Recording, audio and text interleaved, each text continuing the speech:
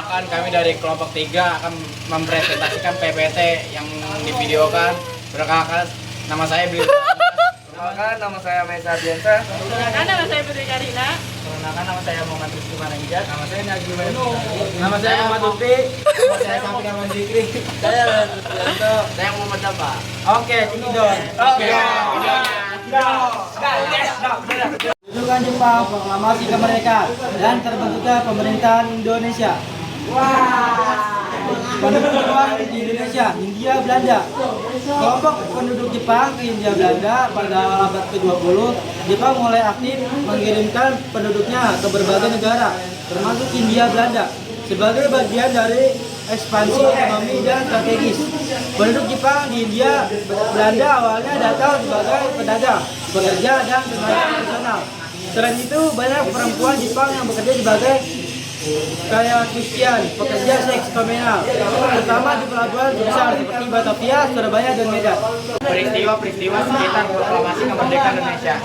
Peristiwa sekitar proklamasi kemerdekaan Indonesia merupakan serangkaian peristiwa penting yang terjadi pada masa-masa akhir penjajahan Jepang dan menuju kemerdekaan Indonesia pada 1945.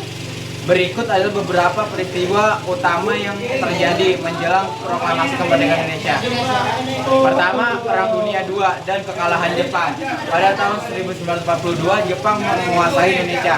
Namun pada pertengahan 1945, Jepang mulai menghadapi kekalahan dan Perang Dunia II. Hal ini menyebabkan Jepang tidak lagi mampu mempertahankan kekuasaannya di Asia Tenggara termasuk Indonesia. Yang kedua, kedatangan sekutu dan pemboman atom. Jepang kalah dalam Perang Dunia II dan pada bulan Agustus 1945 Amerika Serikat menjatuhkan bom atom di Hiroshima dan Nagasaki yang memaksa Jepang menyerah tanpa syarat pada 15 Agustus 1945. Peristiwa sekitar proklamasi Indonesia. 3. Jepang mengalihkan kekuasaan kepada Indonesia. Setelah kekalahan Jepang, situasi politik di Indonesia menjadi lebih tidak stabil. Jepang melalui Kaisar Hirohito memutuskan untuk memberikan kemerdekaan kepada Indonesia. Meskipun pada praktiknya Jepang tidak benar-benar melepaskan pengaruhnya begitu saja. 4. Pembentukan BPUPKI, Badan Penyelidik Usaha-Usaha Persiapan Kemerdekaan Indonesia. Sebelum menyerahnya Jepang pada tahun 1945, Jepang membentuk BPUPKI sebagai badan untuk mempersiapkan kemerdekaan Indonesia. BPUPKI di bawah pimpinan dari Yujiro Shidehara mulai merumuskan dasar negara dan konstitusi yang akan digunakan Indonesia setelah kemerdekaan. Proklamasi kemerdekaan Indonesia. Pada 16 Agustus 1945, Soekarno dan Hatta yang saat itu merupakan pemimpin terkelola dan pergerakan kemerdekaan Indonesia, didatangi oleh tokoh-tokoh pemuda seperti Sukabumi TN dan Wicana. Mereka menginginkan agar Indonesia segera memproklamasikan kemerdekaannya pada 17 Agustus 1945.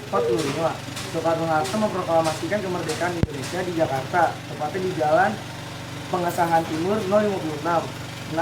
Peristiwa Rengas Dengklok. Sebelum proklamasi, ada peristiwa yang dikenal dengan nama Rengas Dengklok. Pada 16 Agustus 1945, kelompok pemuda yang terdiri dari tokoh-tokoh Cairo Saleh dan Wicana menculik Soekarno dan Hatta, membawanya ke Rengas Dengklok, sebuah daerah di luar Jakarta. Tujuannya adalah memaksa Soekarno dan Hatta agar segera memproklamasikan kemerdekaan tanpa pengaruh dari Jepang. Teks proklamasi kemerdekaan Indonesia disusun oleh Soekarno dan Hatta. Soekarno membacakan teks proklamasi di hadapan sejumlah tokoh, diantaranya Muhammad Hatta, Ahmad Subarjo, dan lainnya di kediaman Soekarno pada pukul jam 10 pada 17 Agustus 1945. Isi proklamasi ini adalah pernyataan kemerdekaan Indonesia dari penjajahan dan pengakuan terhadap kedaulatan rakyat Indonesia. 8. Reaksi terhadap proklamasi. Proklamasi kemerdekaan Indonesia disambut dengan semangat oleh rakyat Indonesia. Namun reaksi dari Jepang dan kekuatan internasional berbeda-beda. Jepang pada awalnya tidak memberikan perlawanan besar terhadap proklamasi ini. Namun mereka tetap berusaha mempertahankan kontrol. Sementara itu, sekutu yang baru saja memenangkan Perang Dunia Kedua tidak mengakui kemerdekaan Indonesia dan berusaha untuk mengambil alih kekuasaan di Indonesia. pemerintah Indonesia dalam sidang PPKI 18 Agustus sampai 2 Agustus 1945. Pada sidang panitia persiapan kemerdekaan Indonesia PPKI yang berlangsung dari 18 hingga 22 Agustus 1945, beberapa keputusan penting terkait pembentukan pemerintah Indonesia diambil. 18 Agustus 1945. 1. Pengesahan Undang-Undang Dasar 1945 UUD 1945 yang dirancang oleh Badan Penyelidik Usaha-Usaha Persiapan Kemerdekaan Indonesia (BPUPKI) disahkan sebagai konstitusi negara. Dalam UUD ini, bentuk negara ditetapkan sebagai republik dengan sistem pemerintahan presidensial. Soekarno dipilih sebagai presiden, Muhammad Hatta dipilih sebagai wakil presiden. Pemilihan dilakukan secara aklamasi oleh para anggota PPKI. Komite Nasional Indonesia dibentuk untuk membantu presiden sebelum Dewan Perwakilan Rakyat atau DPR terbentuk. 19 Agustus 1945. 1.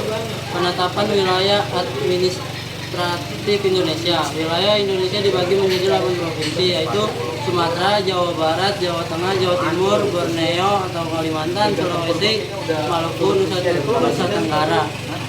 Gubernur sementara untuk masing-masing provinsi juga ditunjuk. 2. Pembentukan kementerian. PPKI memutuskan untuk membentuk 12 kementerian sebagai bagian dari pemerintah pusat. 20 Agustus 1945. BKR dibentuk sebagai cikal bakal Angkatan Bersenjata Indonesia untuk menjaga keamanan dan ketertiban pasca proklamasi. 22 Agustus 1945, pengumuman pembentukan organisasi nasional Komite Nasional Indonesia (KNI) sebagai badan representatif rakyat. Partai Nasional Indonesia (PNI) diproyeksikan menjadi partai politik tunggal. Meskipun kemudian berkembang menjadi sistem multipartai, pembentukan BKR ditegaskan kembali untuk merekomendasikan elemen penturangan. Keputusan sidang PPKI ini menjadi dasar pembentukan struktur pemerintah Indonesia yang baru merdeka dan menunjukkan upaya penyelenggaraan negara yang terorganisir sejak awal. D. Dukungan dan reaksi rakyat Indonesia terhadap proklamasi kemerdekaan. 1. Euforia rakyat terhadap proklamasi kemerdekaan disambut dengan antusiasme oleh rakyat. Pengibaran bendera merah putih dan deklarasi kemerdekaan di berbagai daerah menunjukkan semangat nasionalisme yang sangat tinggi. 2. Pengembalian kekuasaan dari Jepang. Para pemuda dan rakyat mengambil alih gedung-gedung pemerintah, kantor pos, dan fasilitas strategis lainnya yang sebelumnya dikuasai oleh Jepang sebagai bentuk simbolis peralihan kekuasaan. Penyebaran informasi di seluruh Nusantara. Tokoh-tokoh bangsa dan rakyat bekerjasama menyebarkan berita proklamasi melalui media cetak, radio, dan lisan. Ini dilakukan untuk memastikan seluruh rakyat mengetahui kemerdekaan Indonesia. 4. Perlawanan terhadap upaya penjajah kembali. Pasca proklamasi, rakyat menghadapi ancaman dari sekutu dan Belanda yang ingin kembali menjajah Indonesia. Rakyat bersama TNI melakukan berbagai perlawanan bersenjata. Dukungan dari berbagai lapisan masyarakat, tidak hanya pemuda, kelompok ulama, buruh, petani, dan pelajar juga aktif dalam mempertahankan kemerdekaan melalui perjuangan fisik maupun diplomasi. 6. Bukan organisasi masyarakat. Berbagai organisasi rakyat seperti Barisan Pemuda dan Laskar Rakyat dibentuk untuk mempertahankan kemerdekaan. Organisasi ini berperan dalam menjaga keamanan dan menghadapi ancaman kolonial.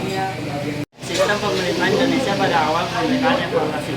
Dalam sejarah sistem pemerintahan yang ada di Indonesia, negara pernah menganut sistem parlementer sejak tahun 1949 hingga tahun 1959 dengan menggunakan konstitusi yang berbeda, yakni Konstitusi RIS 1949 serta UUD 1950. Wassalamualaikum warahmatullahi wabarakatuh.